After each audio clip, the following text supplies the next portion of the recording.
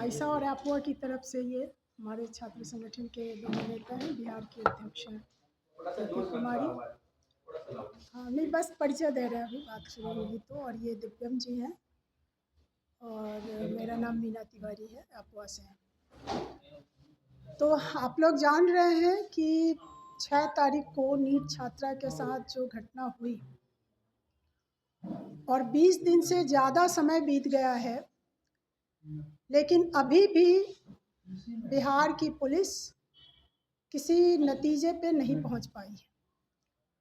सबसे आश्चर्यजनक है कि जब घटना हुई, उस लड़की को बेहोशी के हालत में अस्पताल में ले जाया गया।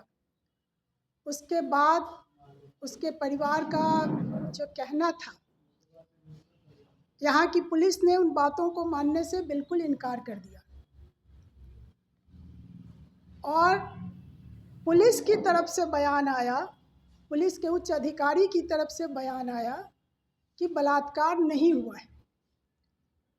सबसे पहली बात, आप लोग ये जानते हैं कि बलात्कार है कि नहीं है, ये एक लीगल टर्म है और ये फैसला सुनाने का काम कोर्ट का होता है। पुलिस का काम होता है कि जो आरोप लगा है उस आरोप के आधार पे जांच पड़ताल करे, साक्ष्य जुटाए, जो भी चोट है, जो चोट का निशान है या जो कुछ भी एविडेंस हो सकता है, वो सारा एविडेंस इकट्ठा करे। ये काम पुलिस का काम था।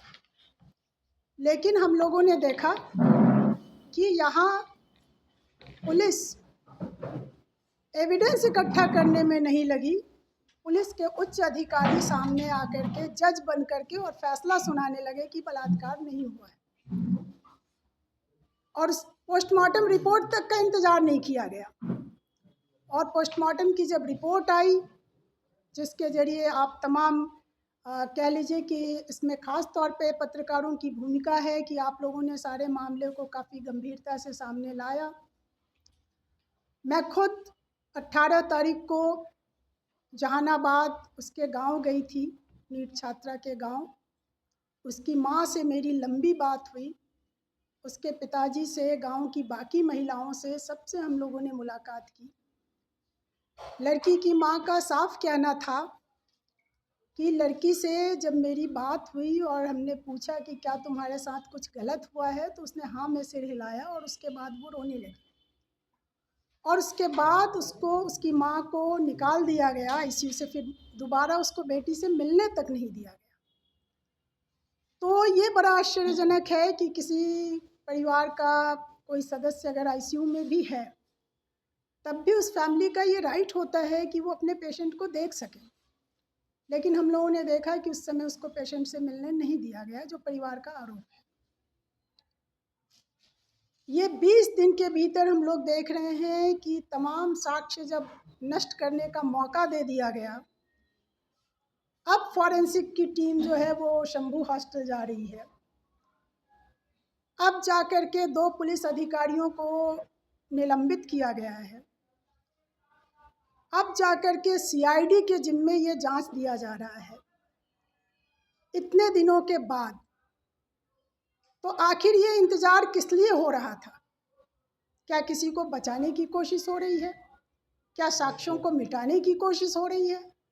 ये क्या वजह है कि पटना की पुलिस, बिहार की पुलिस, बिहार की सरकार, हमारे गृह मंत्री, इन तमाम लोगों ने जिस मामले को लेकर शुरू से, घटना के तुरंत बाद से लगातार आवाज़ उठ रही है, आम लोग आवाज़ उठा रहे हैं, लेकिन हमारे गृह मंत्री चुप रहे।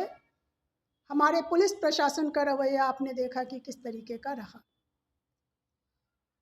तो अभी भी ये लग रहा है कि जो पुलिस की जांच चल रही है, पुलिस अधिकारियों का जो रुख रहा है, उससे अभी उम्मीद नहीं बनती है कि इस पुलिस जांच के जरिए जो एसआईटी बनी है, इस एसआईटी के जरिए कोई निष्पक्ष जांच हो पाएगी, कुछ ठोस नतीजे तक ये लोग पहुंच पाएंगे। ज़्यादा चांस यही है, ज़्यादा यही लग रहा है 20 दिन तक इनके कार्यवधि को देखते हुए कि ये पूरे मामले को ख़त्म करने की एक कोशिश हो रही है और लंबा चीज़ों को खींचा जा रहा है।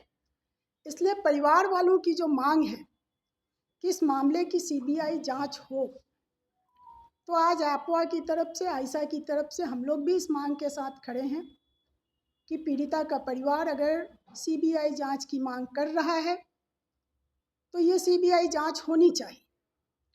आखिर इसमें क्या दिक्कत है? अभी जो गृह मंत्री हैं जो कहते रहे हैं कि अपराधियों को नहीं बचाएंगे हम, लेकिन हम तो यही देख रहे हैं कि नारा बेटी बचाओ का है और यहाँ पर अपराधियों को बचाया जा रहा है। इसलिए हम लोग स्पष्ट तौर पर सीबीआई जांच की मांग कर रहे हैं। इसके साथ ही साथ हम ये भी कहना चाहेंगे कि जिस तरीके का पूरा रवैया रहा है बिहार सरकार का और पुलिस का, पटना हाईकोर्ट से भी हम उम्मीद करेंगे कि वो इस मामले का स्वतः संज्ञान ले और इस मामले में हस्तक्षेप करे, अपनी तरफ से हस्तक्षेप करे और बिहार की सरकार के लिए निर्देश जारी करे। हम लोग इस पूरे मामले को लेकर, क्योंकि ये नीट की छात्रा सिर्फ एक छात्रा का मामला नहीं है, इसके बाद हम लोग लगातार देख रहे हैं कि कई घटनाएं सामने आई हैं। शंभू हॉस्टल से कुछ ही दिन पहले औरंगाबाद की एक नीट की छात्रा, उसका शव मिला है। उसके बारे में भी यही प्रचार किया गया कि उसने आत्महत्या की है, लेकिन अब उसका परिवार भी सामने आ रहा है। उस मामले में तो बिल्कुल ही लीपापोती कर दी गई थी। कई घटनाएं इसके साथ साथ हम लोग देख रहे हैं कि सामने आ रही है। तो जो सरकार बेटी बचाओ का नारा देती रही, उसमें आज बेटियां मारी जा रही। जो सरकार बेटी पढ़ाओ की बात करती रही, आज बेटियों के लिए ऐसा माहौल बना दिया गया है कि बहुत सारे गार्जियन अपनी बेटियों को पटना के हॉस्टल से निकाल कर ले जा रहे हैं। तो कहाँ उनका भविष्य संवरे, इसके बदले जो पूरा असुरक्षा का माहौल बन गया है, इस माहौल की वजह से आज पढ़ने वाली लड़कियां भी जो हैं उनको उनका परिवार पीछे की तरफ खींच रहा है।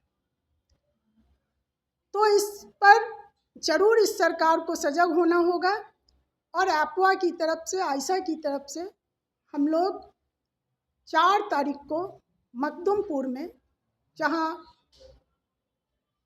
जिस जगह की रहने वाली छात्रा है, जहानाबाद से कह लीजिए कि हम एक बेटी बचाओ न्याय यात्रा शुरू कर रहे हैं।